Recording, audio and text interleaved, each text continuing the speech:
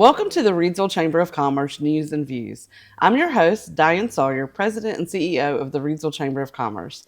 Today, we have a very special guest with us, Shawn Rogers from the Museum of Archives. Welcome to the show. Thanks for having me. It's great to be here. Well, we're excited to be here because the museum is very important to us, but you are very important to us as their new leader and executive director. And I say newish at this point, right? Still feels kind of new. Well, I'm sure it does. But tell us a little bit about you and sort of how you landed here and kind of your background. Well, I'm one of those Hoosier carpetbaggers. I'm from a little town called Terre Haute, Indiana, and made my way down to Greensboro about 20 years ago now. Actually, as of June, it'll be 20 years I've been down here. And I worked at the Greensboro History Museum as a museum educator for about 4 or 5 years. And then for 13 years, I was the director of a Quaker home site, really a historic site called Mendenhall Home Place in Jamestown. Oh, yeah. Then obviously I had an opportunity to work here, and it's great. And I feel like it's a homecoming of sorts. Many of my ancestors actually hail from this area. Wow. So, like how far back? Oh, going back to the 1700s, Wow. early 1800s. That's really cool. I actually just got in contact with a cousin of mine. She's my first cousin, 7 generations removed, and she still lives in the family home that our 8 great-grandparents lived in. Wow. Now, see, we're going to go down a whole trail here because that stuff is fascinating to me. So let's circle back for a minute because there were multiple things in that. So Mendenhall, which is a big name in the area. So I'm a UNCG alumni. Oh, yeah. And so when you started talking about, I didn't realize that you had done all that. So Those 2 young ladies, Mary Mendenhall Hobbs and Gertrude Whittier Mendenhall, played such a key role in establishing the women's normal school, which became UNCG. Yes, which became UNCG. It's so amazing. And it's funny because life takes you in different directions. I literally was not planning to go to UNCG. It was not on my radar. And this is a great example where connection is so important. And that's why I love this job. It's why I love history. yeah. And that's why I love getting out, meeting people and networking, is because there are so many commonalities when we take the time to really get to know each other and share, our personal stories and things that really make us who we are. Well, I love that you said that because that's what I tell everybody about the Reidsville Chamber. We're about connections, right? We are about, and every time that people come to me and say, there's something special here. And I'm like, it's because we are focused on connections, getting to know each other, and helping make those connections to other people. So we're kind of like the family tree for businesses, right? It's like in the business community, we're just trying to help connect people and get them on the right path for whatever it is that they need. And so I'm excited to have you on today. It's a very different kind of show for me to have that. And it seems like every show we do, we have these kind of revelations, but this is exciting. And, one of the fun things about this job, and, making these connections is a big part of this, is the discovery aspect of it. It's just so fun. It is fun.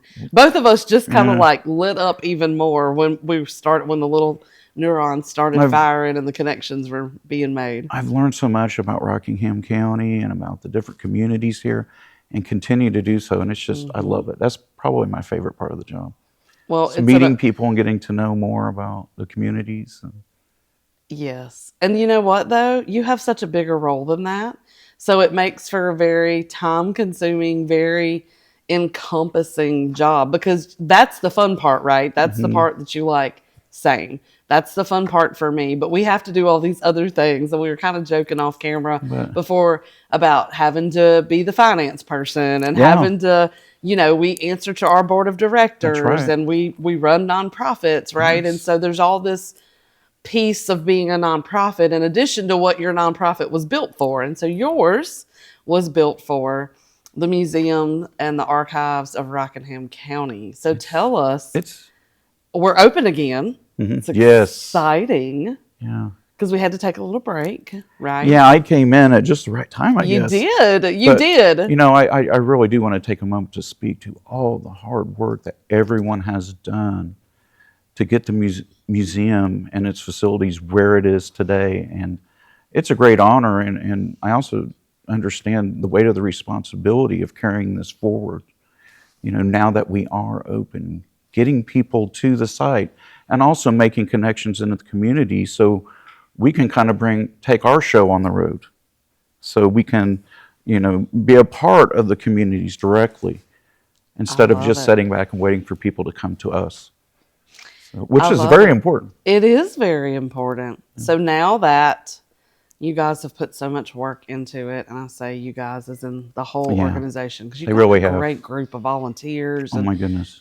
the historians and people who, like yourself, love the I've work. never had a wonderful experience like this. It's in regards to volunteers and active board. It's absolutely amazing. And there's so much buy-in.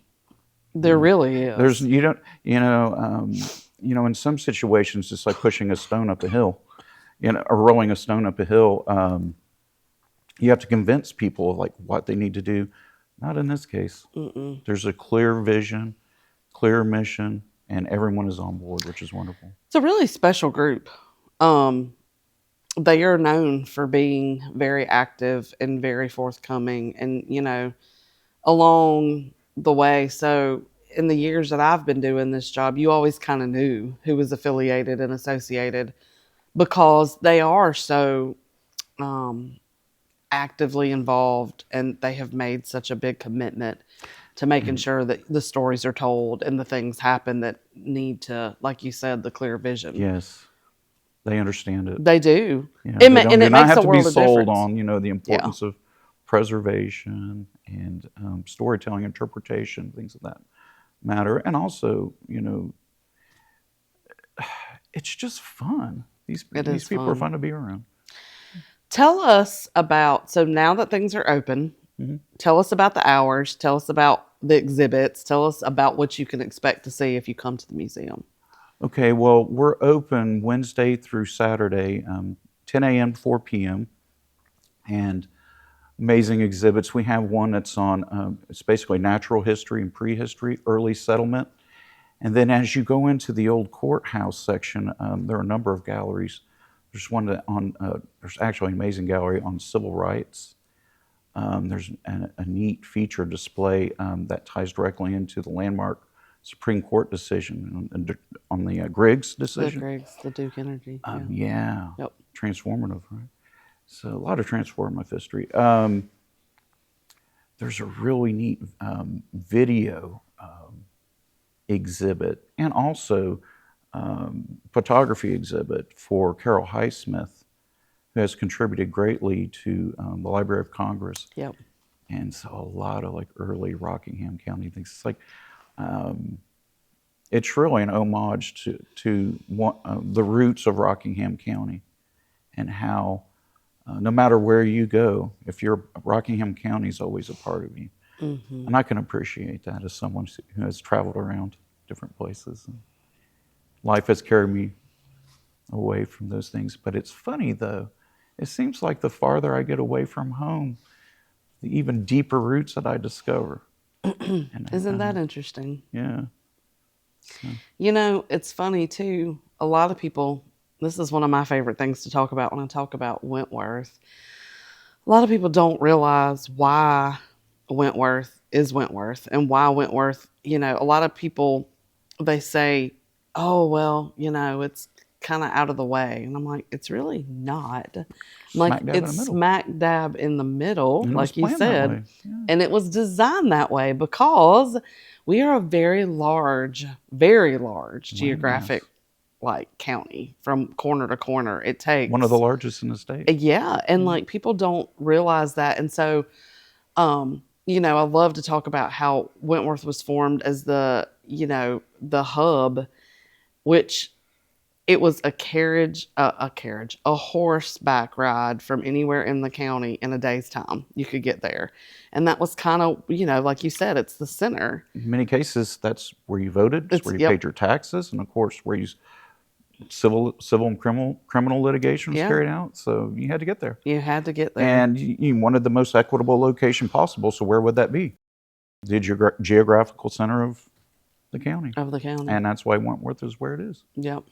And it's funny because, there have been several DOT projects kind of in and out trying to make it more accessible, trying to make things flow better. But it is quite the hub. And if you've ever had the wonderful experience of being there at 8 o'clock in the morning where we have the schools and the college and the courthouse and just all the cool stuff happening, like if you are that type of dreamer or that type of historian and you can think and you can in your mind picture what that looked like hundreds of years ago, what that looked like when it was the hub without all the commercial piece of it. But like you said, they were carrying out the litigation or the civil matters or whatever. It didn't look very different. And, it's different than it is now because they would have court sessions, what were known as the common pleas and quarterly sessions on the quarter. So the little town of Wentworth was relatively quiet, quaint little town for a good 2.5 months. But when you get into that a couple weeks before the opening of quarterly sessions, things really got busy. They had a commons area. It would be filled up with wagons of people who want to sell their wares, play their trades, because they know there's going to be a concentration of people there. Lawyers, circuit court judges that are literally riding the circuit, going from one county seat to another. Defendants, plaintiffs, you get the picture. They needed places to stay, so they would rent out, in many cases, beds within homes to stay. So for me, it was when I look at it from a chamber perspective, it was the very early origins of commerce. I mean, it was where all the things started. So think about it. You know that there's going to be a relatively high concentration of people. So look, if you made rifles, if you made chairs or something like that, you're going to bring them to that courthouse commons to sell. Absolutely. You have a captive audience there. Always. But, it's kind of cool how that has, and you can look back and so that's what the cool part about history is, right? And so you guys bring that stuff to life. So I actually found an early mention of basically what it was like leading up to those quarterly sessions and what happened during them. And one of the people described it as kind of like a courthouse fair. So I'm like, oh, this is a no-brainer. We have to have a courthouse fair. And we are going to have one on Saturday, September 26th. Wow. And we're going to incorporate some of those things that we just discussed, the idea of we're going to have heritage trades people come in, chair makers, rifle makers, the kind of things that you would expect to see at the early quarterly sessions. And music, food. Should be a good time. It will be a good time. That sounds amazing. So that is in September, and I imagine you'll be putting out some flyers and information and that we can all share. I definitely, and we're still recruiting folks, living history troops, reenactors. So maybe some we'd like shows to have a lot of people and that sort of thing. But we also want local vendors to be involved as well. Yeah, I think that'll be a really cool event. Something different, something that kind of brings the history piece. One of the things that I love that happens in Stokes County is the Stokes County Stomp. And that has that sort of artsy, it's down by the river, kind of has like an older feel festival. It's not like your modern day street festival, but it has kind of like, it has that feel that it kind of takes you back in time a little bit because it feels kind of gypsy-like because it's on the river and it's on the land. And it's experience-based. And it is experience-based. And so you're not going to get the same vibe and experience if you're watching a video or reel or something. Right. So that when you said that, that's the mindset that it put me in, was that experience, the historical feel, like the I don't know. I think that's exciting. Like when you come to an event like that, we want you to see people actually doing things as they would have done it. Yeah. those same methodologies, the sounds, the smells, so it's a full Yep. experience. Always have to touch and feel and hear and see and smell, like those things, like you said. And so it Whenever puts you in the mind frame of the time and being able to really fully and experience. really that's what sets history museums in particular apart from other ways that you can learn about history. You know, I've been involved with museums and in the history field for over 32 years. And the number one question that I've fielded is this real? And you know what they mean. Obviously, this is a real table, but is this authentic? Did Governor Settle really put his teacup on this? Did he use this when he was meeting with Senator Sam Houston to discuss the Kansas-Nebraska Act? Or so the reason why people ask questions like that is because it does matter. Authenticity does matter. And that's what's so great about history museums is when you come to see us, you're going to see the actual things that played a part in forming who we are as communities and as a county. So it's important to be there. There is a power place. It's a real thing. And we're trying to entice people, provoke people to experience that because, you've heard it before. It seems like the more connected we are now, the more separate we are. So we see the museum as a gathering place. We want people to come together as community. And that's what we're focusing on. When we're installing exhibits, when we're planning events, we want these to be true, authentic experiences. Speaking of true, authentic experiences, the museum was a part of a really cool thing recently where they partnered with another nonprofit in our area and hosted an actual show, the Theater Awesome. Guild of Rockingham County. How fun. It was so fun. I was so excited to come see that show there. It's so great, having a facility, the facilities like we have, we're able to host things like that. That is just a wonderful gift. So, for those that don't know, the Theater Guild of Rockingham County had 12 Angry Jurors as a show in the old historic courthouse of Rockingham County. And if you were not able to see it, you missed a very delightful experience because I sat in the very back and was able to see the whole thing. It was exciting for us because our operations coordinator, Katie Sutton, was one of the jurors, but also Assistant City Manager Chris Phillips was one of the jurors. And so there were all kinds of ties for us. We wanted to support those folks, but we wanted to support the museum and the Theater Guild.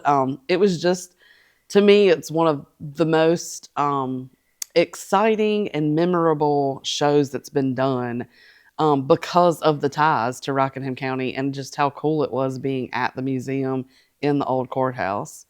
But it was see, things like that are what sets apart our museum and the ability to embrace and give life to the history of Rockingham County.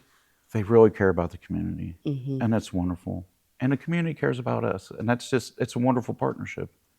And it's, like I said, it makes life a lot easier when you're trying to preserve and share the history of a community, when the community already values and honors what it is we're trying to do. When people come to your museum to see exhibits, and I know that they're going to change, and as you get new things or you receive, new items that are donated or new things come to light, new pieces of history come to light, but what can they expect to see? If they, there are different types of museums, natural history, or there are museums of, science specific things. Like, what can they expect for our museum here in Rockingham County? Like, what are they going to see?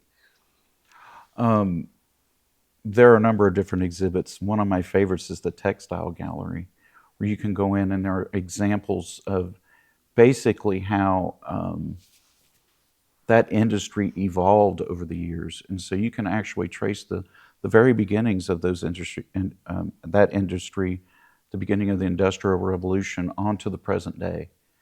It's pretty amazing. So we have a lot, going back to what we were talking about before, the power of authenticity. We have actual items that were used in that industry by people. In some cases, we have photos of individuals and we've been able to identify who they are. And it's really a powerful experience when you are there, when I've actually been there, when someone has come in and it's like, that's my grandmother. That's her section right there. I remember going to see her during lunch, running over from school and going to see her. And it's, once again, it's that connection. It's a great experience. Well, because that's what life is about, Yeah. right? I mean, and we have a wonderful exhibit that deals with early African American history, Saratown, early Native tribes, the Siouan cultures. Another favorite exhibit of mine, it's kind of like a potpourri hodgepodge exhibit of decorative arts. There are all these different examples of all these wonderful ways that people have throughout over the years have developed these wonderful items that are used to kind of add flourish to life, if not practicality in some cases. And I grew up in Eden, so when you mentioned Saratown, that there are a lot of things in Eden that pay homage to Saratown Indians. A lot of things that are named, their neighborhoods that are named, like, so right outside of the city limits or right on the borders around the river, coming towards Wentworth, going towards Reidsville, there are multiple neighborhoods and roads and things that all pay homage to. So I imagine it was that area, kind of from the river towards Wentworth where they were. That's right. So that's funny because as a child, like, you just hear the names, right? And you don't think a lot about it. And we learned, in whatever grade that was, we learned a lot about it, right? Because I guess it was fourth grade, I think, is North Carolina history. So I think we did a lot of that. But it's cool to be able to think back and go, oh, that's what makes sense. So we have actual artifacts, and they're displayed in a way so you have a better understanding of how they were used, and how they were, what daily life was like within those cultures. And people like Pete Atkins has contributed greatly to these displays. He's made a number of reproductions, so you can see, you have so you'll see a relic, okay, and say like a Celtic hammer, Celtic stone hammer, and you look at this stone, oh, it's a stone. I don't understand. How was that even used? And then down below, you'll have the reproduction that shows it with the full handle and an illustration of how it was actually used. So. That's really cool. So I know that you guys have some of the exhibits that have kind of been there and they're stationary and they are, but they're, go ahead. I didn't even have to finish the question. I was actually going to speak to this. I guess you could say we have permanent galleries, but we do not have permanent exhibits because they are constantly changing. Right. We're learning more things. We're making more connections, so the interpretation is going to change. Right. And not only that, as you referenced earlier, we acquire new things that help us tell the stories in a more meaningful and interesting way. So constantly evolving. Always. So storytelling constantly evolves, right? I don't want people to think, oh, well, we went there a few months ago, so why would we want to go again? There are going to be changes, and they're ongoing. That was the point. That's kind of where I was going to. And one of my favorites that I think I've seen over the years were the art of curing tobacco and that process, and like being able to see and touch and feel like that whole experience. Yeah, just off the textile gallery. We have the tobacco barn. So you walk into this room and it's very much like standing in a tobacco barn. As a matter of fact, if you look up, they have tier poles with the stringers of tobacco curing up above. So, and for me, that was not something that I experienced as a child, but my husband did, and my husband's entire family. I mean, until just a couple years ago, still grew tobacco and still, and farmed soybeans and the normal other crops that you rotate. But so, like, to hear them talk about putting in tobacco over the summer or And pulling or whatever, like the different terms. And they would say things and I would be like, what are you saying? And I did, like when they were talking about the barns, I'm like, what's that word? Like what? Because it was what's the so move? common to them. Like it was Right. a whole language. And I didn't, so I Second now, nature for them. yeah. So now 20 years into this marriage, like I understand, but I never had the experience. But you hear people talk about all the time. Oh yeah, we would get paid pennies on the dollar or whatever But to it offers, help with the tobacco. like that exhibit, it offers insights into a world that you may not even be Yeah. It ever wasn't a been a thing for part of, me. but Yeah. you can really appreciate when you see it. But and it's really fun for me personally, and being a little selfish is learning and listening to these stories when people come in. That's what I really love to see is people interact with the Yeah, but for exhibits. you, right? Not only Mhm. is that kind of what you're passionate about, but it's part of the job because like you said, pulling that Oh, information, making listen, those connections, that's what's going to continue to further. I've never made it a secret.